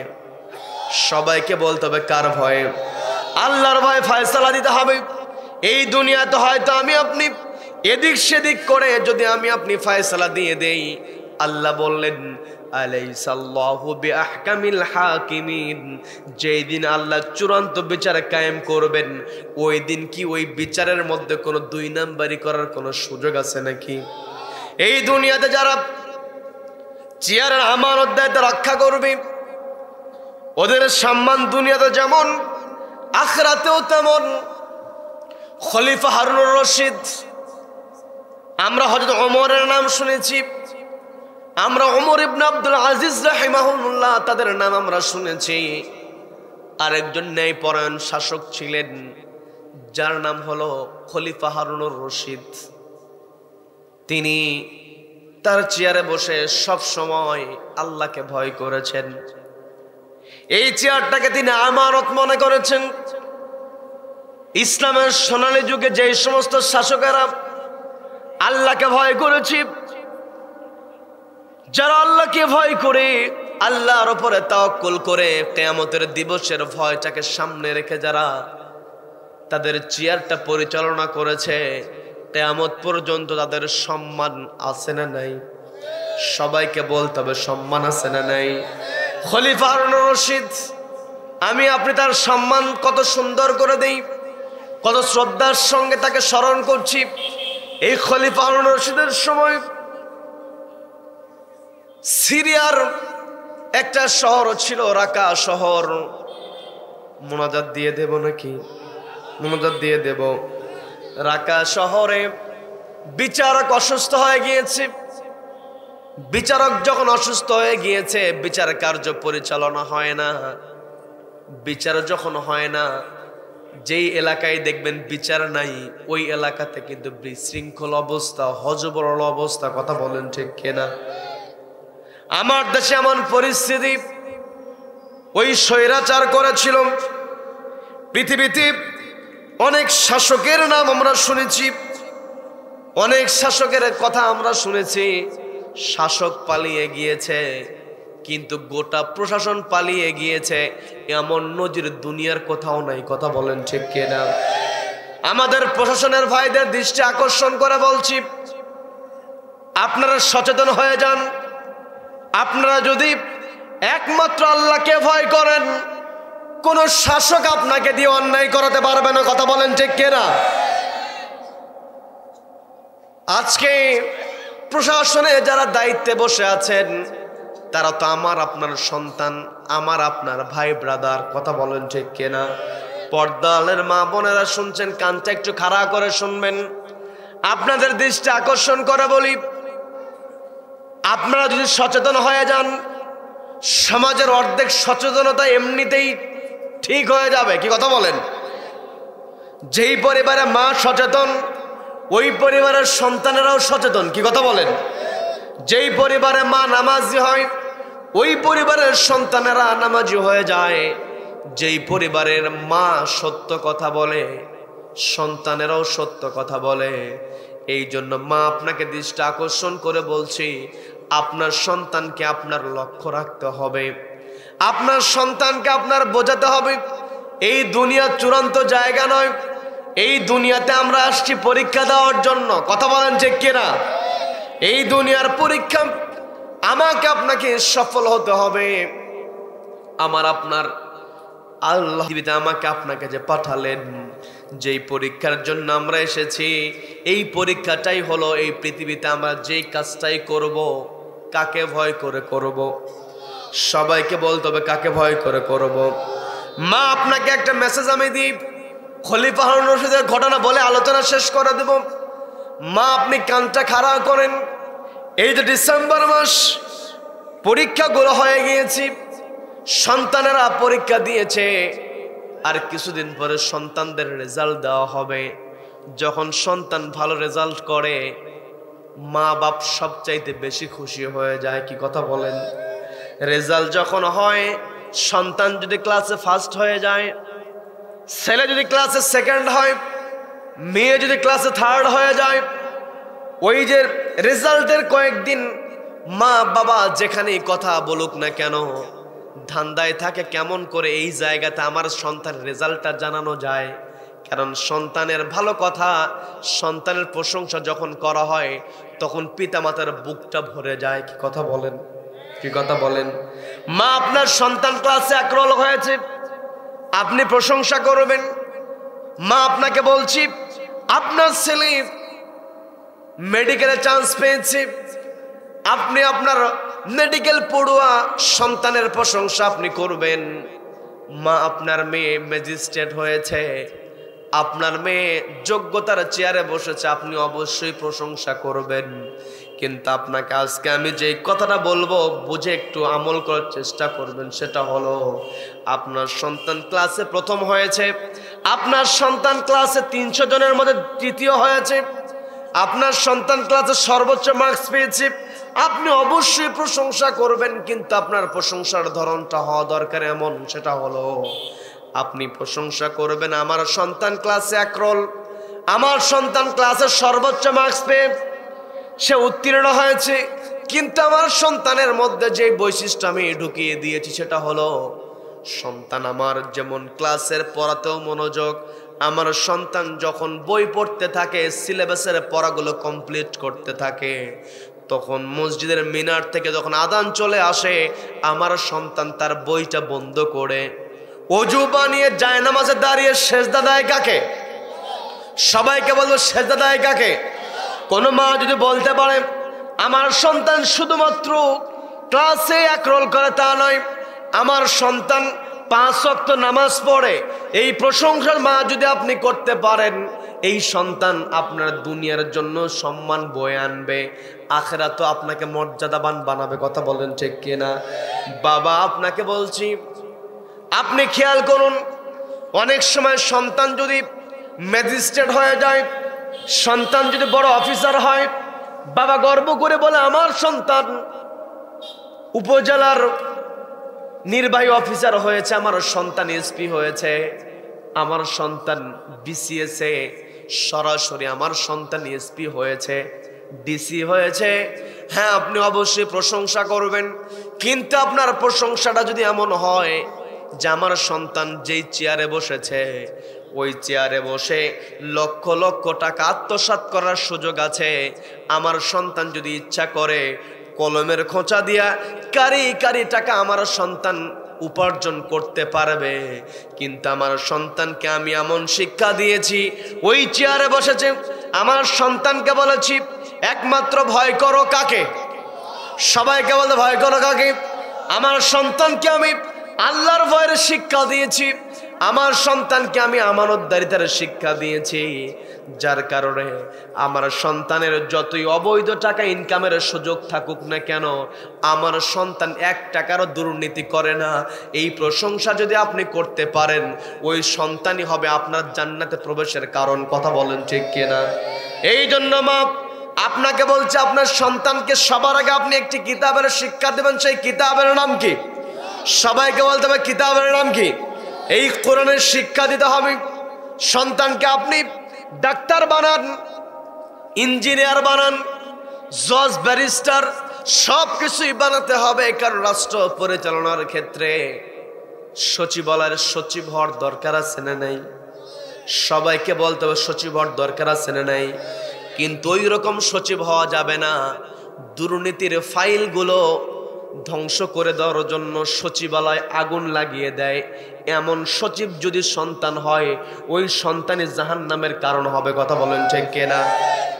আমার আপনার সন্তানকে আমি আপনি ডাক্তার বানাবো, ইঞ্জিনিয়ার বানাবো, ঠিকাদার বানাবো, এমন ঠিকাদার বানাবো যেই ঠিকাদার বিল্ডিং এর কাজ করবে, রডের বদলে বাঁশ দেবে না। কথা বলেন ঠিক কিনা? আমার দেশে ইঞ্জিনিয়ার কাজ করে, রডের বদলে বাঁশ দিয়ে বিল্ডিং করে, আছে না নাই? আজকে যদি কোরআনের বিধান থাকতো, চুরির বিধান যদি কোরআনের আলোকে বাস্তবায়িত হতো, তাহলে রডের বদলে বাঁশ দিয়ে যে ইঞ্জিনিয়াররা বিল্ডিং করেছে, ওদের হাতগুলো হাইকোর্টের সামনেই কেটে দেওয়া হতো। কথা বলেন ঠিক কিনা? কিন্তু আজকে আমি আপনি যতই কথা বলে দুর্নীতির দমনের জন্য দুদক তৈরি করেছি, কিন্তু দুদককে দিয়ে কোনো কাজ হয় না। কথা বলেন ঠিক কিনা? কি কথা বলেন? দুদককে দিয়ে কাজ হবে? দুদককে ফলো করতে হবে একটি কিতাব। সেই কিতাবের নাম কি? এই আল্লাহর কালাম। যখন বিচারালয়ে থাকবে বিচারকেরা, ওই খলিফা হারুন রশিদের কথা আমি বলছিলাম, রাকা শহরে কোনো বিচারক নাই, বিচার হয় না, একটা বিশৃঙ্খল অবস্থা। সরাসরি খলিফা হারুন রশিদের বরাবর চিঠি লেখা হলো, বলা হচ্ছে, খলিফা, আমাদের এই জায়গায় তো রাকা শহরের বিচারক তিনি অসুস্থ হয়ে আছে, তিনি বিচার কার্য করতে পারছেন না, আমাদের মধ্যে একটা বিশৃঙ্খল অবস্থা হয়েছে, আপনি দ্রুত আমাদের রাকা শহরের জন্য একজন বিচারপতি নিয়োগ করুন। চিঠি লেখার পরে পাল্টা চিঠি তিনি লিখলেন। তিনি বললেন, আগামী 7 দিনের মধ্যে তোমাদের বিচারক সেখানে হাজির হয়ে যাবে, বিচারপতি আগামী 7 দিনের মধ্যে তোমরা পেয়ে যাবে। ঘটনা বলবো নাকি মনোযোগ দেব? আগামী 7 দিনের মধ্যে তোমাদের বিচারক চলে যাবে, চিঠি তিনি লিখে দিলেন। 7 দিন পরে বিচারালয়ে বিচারকের চেয়ারে বিচারক বসে গিয়েছেন। প্রথম যে বিচারটা এসেছে, একজন বৃদ্ধা মহিলাকে নিয়ে আসা হয়েছে। অপর একটা হলো, বৃদ্ধা মহিলা একটা মধুর বোতল চুরি করেছে, সঙ্গে কিছু রুটি চুরি করেছে। চুরির অভিযোগে যখন বৃদ্ধা মহিলাকে আদালতে উপস্থাপন করা হয়েছে, বিচারক বলতেছেন, আপনি বৃদ্ধা মহিলা, আপনি তো বয়স হয়ে গিয়েছে, আপনার তো ভালো বোঝার কথা, আপনি যে চুরিটা করেছেন, চুরিটা করা অন্যায়, এটা কি আপনি জানেন না? বলে, হ্যাঁ জানি। চুরি করলে যে হাত কেটে দেওয়া হয়, এটা কি আপনার জানা আছে? বলে, হ্যাঁ জানা আছে। তারপর আপনি কেন চুরি করেছেন? বৃদ্ধা মহিলা বলছে, আমি তো চুরি করতে চাই নাই, চুরি করতে বাধ্য হয়েছি। আমার বাড়িতে খাবার নাই, আমি নিজেকে কষ্ট করে আমি নিজেকে কন্ট্রোল করতে পেরেছি, কিন্তু আমার ঘরে 2টা নাতনি আছে যারা ক্ষুধার যন্ত্রণা ছটফট করছে। এখানে সেখানে গিয়েছি, কিন্তু আমি খাবার পাই নাই। একটা পর্যায়ে আমি আমার ঘরের ওই ছোট্ট ছোট্ট বাচ্চাদেরকে দেখে আমার নিজেকে আমি আর নিয়ন্ত্রণ করতে পারি নাই। একটা পর্যায়ে বাধ্য হয়ে আমি চুরি করতে এসেছি, কিন্তু ধরা তো আমি পড়ে গিয়েছি। এই কথা বলার সঙ্গে সঙ্গে ওই যে বিচারক যিনি বসে আছেন, তিনি বলছেন, আজকের দিনের জন্য আদালত এখানে মুলতবি ঘোষণা করা হলো, আজকে আর নতুন করে কোনো কথা শোনা হবে না। আগামী দিনে বিচারক যখন বসবে, নগরের খাদ্য প্রধান যিনি আছে, নগর প্রধান যিনি আছে, গণ্যমান্য ব্যক্তি যারা আছে, ধনাঢ্য ব্যক্তি যারা আছে, সকলকে উপস্থিত হওয়ার জন্য নির্দেশ দেওয়া হলো। পরবর্তী দিনে সবাইকে নিয়ে বিচার শুরু করলেন। বিচারক আবার ওই বৃদ্ধা মহিলাকে জিজ্ঞাসা করলেন চুরি করার কারণটা কি। আবার তিনি যখন কারণটা বললেন, কারণ বলার পরে ওই বিচারক তিনি রায় দিয়ে দিলেন। তিনি বলছেন যেহেতু চুরি করা হয়েছে, চুরি করলে চোরের বিধানটা হলো হাত কেটে দিতে হবে। এই চুরি করার অপরাধে বৃদ্ধা মহিলার হাত কাটার অর্ডার দেওয়া হলো। এরপরে বললেন 50টা বেত্রাঘাত নির্ধারণ করা হলো এই চুরি সংগঠিত হওয়ার জন্য। 50টা বেত্রাঘাত নির্ধারণ করা হলো। এরপরে বললেন 500 দিরহাম জরিমানা করা হলো। এই কথা বলে তিনি বলছেন যেহেতু বৃদ্ধা মহিলা কোনো প্রকার রিমান্ড ছাড়া, কোনো প্রকার জেরা ছাড়া সরাসরি স্বীকারোক্তিমূলক জবানবন্দি দিয়েছে, সত্যবাদী হওয়ার কারণে বৃদ্ধা মহিলার হাত কাটার বিধানটা মওকুফ করে দেওয়া হলো, মাফ করে দেওয়া হলো। কিন্তু 50টা যে বেতের বাড়ি, এই বেতের বাড়িটা তো অবশ্যই প্রদান করতে হবে। এই কথা বলে ওই বিচারক চেয়ার থেকে নেমে এসে বৃদ্ধা মহিলার পাশে দাঁড়িয়ে গিয়েছেন। দাঁড়িয়ে গিয়ে বলছেন এই যে বৃদ্ধা মহিলা না খেয়ে আছে, পরিবারে নাতনি না খেয়ে আছে, এটার সবচাইতে বড় অপরাধটাই আজকে চুরি করার সবচেয়ে বড় অপরাধী হলো এই রাষ্ট্রের যিনি খলিফা। কারণ তিনি তো খবর নিতে পারে নাই, তিনি তার জনগণের অধিকার তিনি দিতে পারে নাই, এই বৃদ্ধা মহিলার ভাতার সিস্টেম তিনি দিতে পারে নাই। 1 নম্বর অপরাধী হলো খলিফা। যেহেতু আমি আজকে এই খলিফার প্রতিনিধির জায়গা, বিচারকের জায়গায় বসেছি, আমিও তো অপরাধী। এই 50টা বেত্রাঘাতের মধ্যে 20টা বেত্রাঘাত আমার হাতে করা হোক। বলেন আল্লাহু আকবার, বলেন আল্লাহু আকবার। ওই যে বিচারক তিনি তার হাতের মধ্যে বেত্রাঘাত নিয়ে নিলেন একমাত্র কাকে ভয় করার কারণে? সবাইকে বলতে হবে কাকে ভয় করার কারণে? আল্লাহকে ভয় করার কারণে তিনি বললেন আমার হাতে বাড়ি দেওয়া হোক। তিনি বললেন বিচারক হওয়ার কারণে আমাকে দয়া করে মায়া করে আসতে যেন বাড়ি না দেওয়া হয়। এক এক করে তার হাতে বাড়ি দেওয়া হলো। একটা পর্যায়ে হাতটা ফেটে রক্ত বের হয়েছে। পাশ থেকে আরেকজন এসে ব্যান্ডেজ করে দেবে, রুমাল দিবে, তিনি সুযোগ দেন নাই। কষ্ট করে নিজের পকেটে থাকা রুমালটা বের করে নিজের হাতে নিজেই দিলেন। পরপর যখন 20টা বাড়ি দেওয়া হলো, আমি কি বানিয়ে বলছি নাকি? এটাই হলো ইসলামের ইতিহাস। কথা বলেন ঠিক কিনা? এই পৃথিবীতে যে যত বড় মানবাধিকারের কথা বলুক না কেন, কোরআন ছাড়া এই পৃথিবীতে কখনো মানবাধিকার প্রতিষ্ঠা হতে পারে না। কথা বলেন ঠিক কিনা? ওরা বড় বড় কথা বলতে পারে, মানুষের অধিকার ওরা দিতে পারে না। কি কথা বলেন? মানুষের অধিকার দিতে হলে অবশ্যই কোরআনকে সামনে রাখতে হবে। বর্তমান দুনিয়াতে এক্সাম্পল স্থাপন করেছে আফগানিস্তানের ওই তালেবান ভাইয়েরা। কি কথা বলেন? তারা একেবারে ধ্বংস হয়ে যাওয়া অর্থনীতিকে তারা চাঙ্গা করতে পারছেন একটাই কারণ, তাদের দেশের মধ্যে একটি কিতাবের বিধান তারা চালু করেছে। কিতাবের নাম কি? সম্মানিত বন্ধুগণ, ওই বিচারপতি বলছেন, বিচারক বলছেন আমার হাতে 20টা বাড়ি দাও। বাড়ি মারা হলো। এরপরে তিনি বলছেন 500 দিরহাম জরিমানা করা হয়েছে। এই জরিমানার 100 দিরহাম রাষ্ট্রীয় কোষাগারে জমা হয়ে যাবে।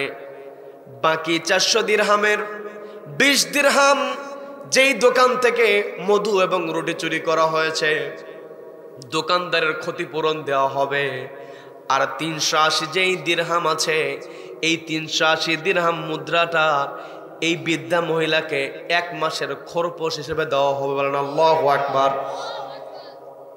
চিন্তা করে দেখেন, এই যে সিদ্ধান্ত দেওয়া হলো, এই সিদ্ধান্ত এখন বাস্তবায়িত হবে কেমন করে? তিনি বললেন 30টা চাবুক, 30টা বেতের বাড়ি এখনো বাকি আছে। এই নগরের প্রধান যিনি আছেন, খাদ্য প্রধান যিনি দায়িত্ব পালন করেছেন, ধনাঢ্য ব্যক্তি যারা আছে, তারা এই বৃদ্ধা মহিলার খোঁজ না নেওয়ার কারণে এদের হাতেও বেতের বাড়ি মারতে হবে। বলেন আল্লাহু আকবার। সম্ভ্রান্ত মানুষের হাতে বাড়ি দেওয়া সম্ভব হয়েছে একমাত্র কার ভয়ে? সবাইকে বলতে হবে কার ভয়ে?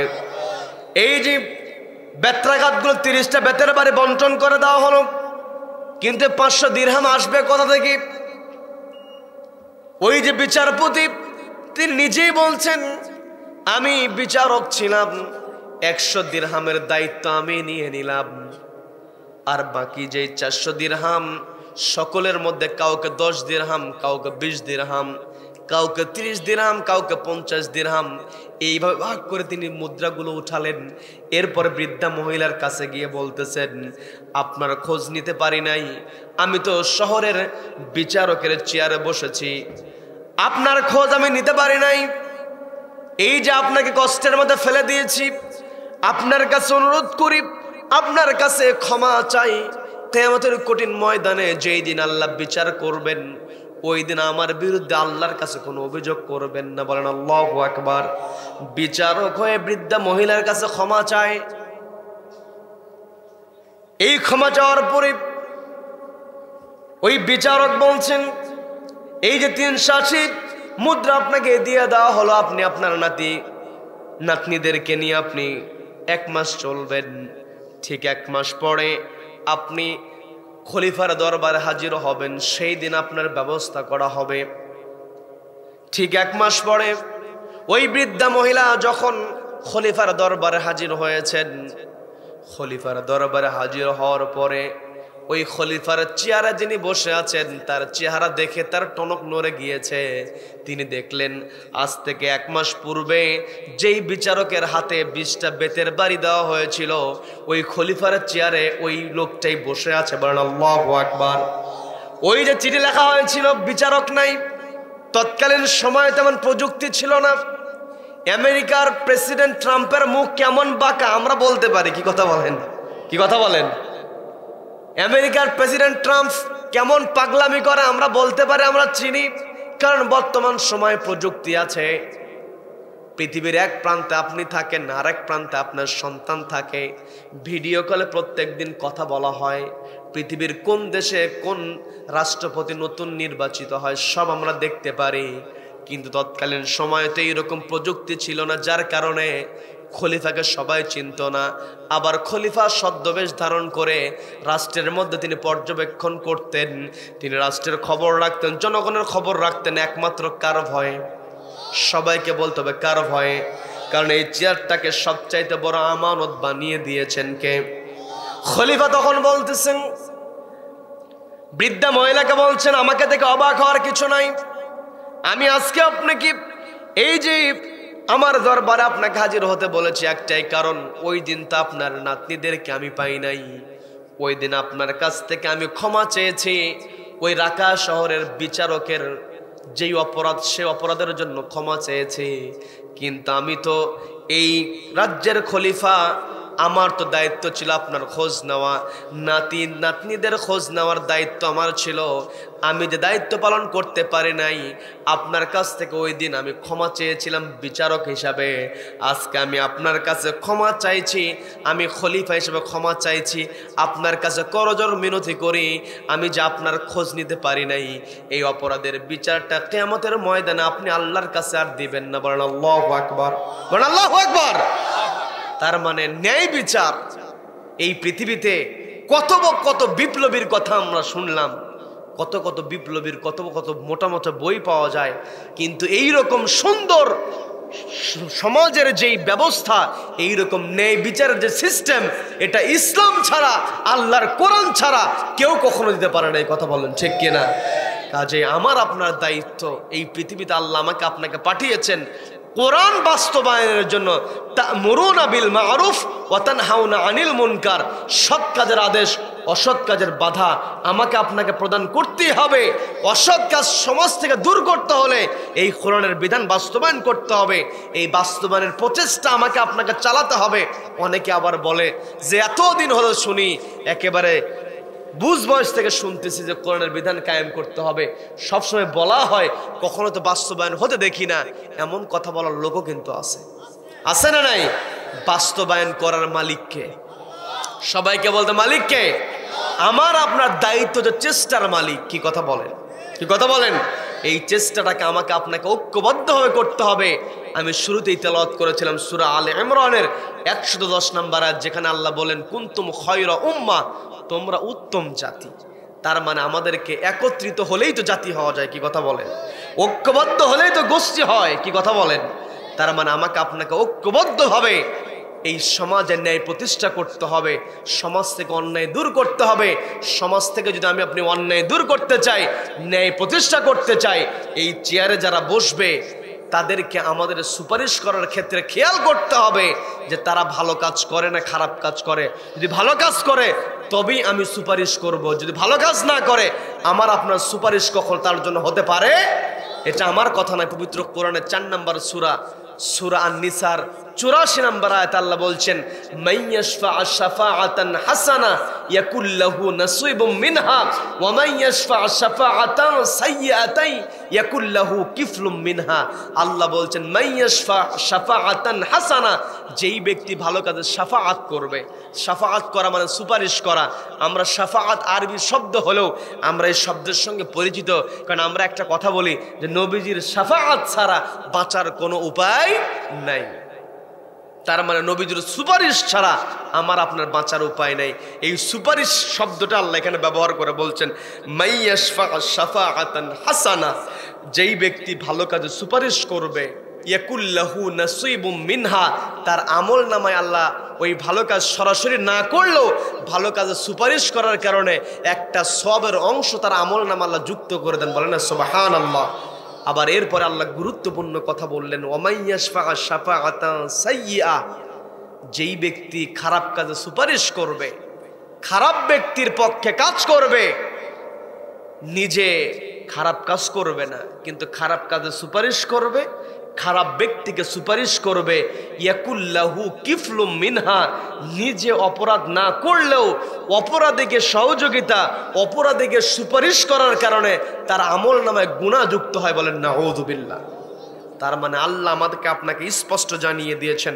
আল্লাহ রাব্বুল আলামিন বললেন মাইয়াশফা শাফাআতান হাসানা, যেই ব্যক্তি ভালো কাজে সুপারিশ করবে, ভালো মানুষকে সুপারিশ করবে, ইয়াকুল লাহু নাসিবুম মিনহা, তার আমল নামা আল্লাহ একটা সব যুক্ত করে দেবেন। ওয়া মাইয়াশফা শাফাআতান সাইয়্যা, যেই ব্যক্তি খারাপ কাজ করবে তার আমল নামাতে, যেই ব্যক্তি খারাপ কাজে সুপারিশ করবে নিজে খারাপ কাজ করবে না কিন্তু সুপারিশ করার কারণেও তার আমল নামে গুনাহ যুক্ত হবে। এই জন্য এই পৃথিবীতে আমার আপনার সুপারিশ চলবে সবসময় ভালো কাজে, ভালো মানুষের পক্ষে। কথা বলেন ঠিক কিনা? খারাপ কাজে এবং খারাপ মানুষের পক্ষে মুসলমানের কোনো সুপারিশ হতে পারে না, কারণ মুসলমান সব সময় ভয় করে কাকে? ভয় করে কাকে? তার মানে আল্লাহর নাম যখন আমার আপনার সামনে উচ্চারিত হবে, আমাকে আপনাকে অবশ্যই খারাপ কাজ ছেড়ে দিতে হবে। যখন আমার আপনার সামনে কোরআন তেলাওয়াত করা হবে আমার আপনার ঈমানটা বৃদ্ধি পাবে। এই জন্য পর্দালের মা বোনদেরকে বলছি, মা আপনার পরিবারটাকে আপনি এমন করে সাজান, আপনার সন্তান সকালবেলা ঘুম থেকে উঠবে, আপনার সন্তান তার সিলেবাসের পড়া পড়বে, অবশ্যই পড়বে, কিন্তু ওই সিলেবাসের পড়া শুরু করার পূর্বে অন্তত 1 পৃষ্ঠা হলেও 10 লাইন হলেও তাকে আপনি কোরআন তেলাওয়াত করায় দেন। এই কোরআন তেলাওয়াত করলে মেধা শার্প হয়ে যায়। বলেন না সুবহানাল্লাহ, বলেন সুবহানাল্লাহ। আপনাদেরকে এক্সাম্পল দিয়ে শেষ করছি। কোরআন তেলাওয়াত করলে যে ব্রেন শার্প হয় এর প্রমাণ হলো, দেখবেন এখন তো বর্তমানে পরিবেশটা অনেক চেঞ্জ হয়েছে। আগের দিনে মাদ্রাসায় সবাইকে দিতে চাইতো না।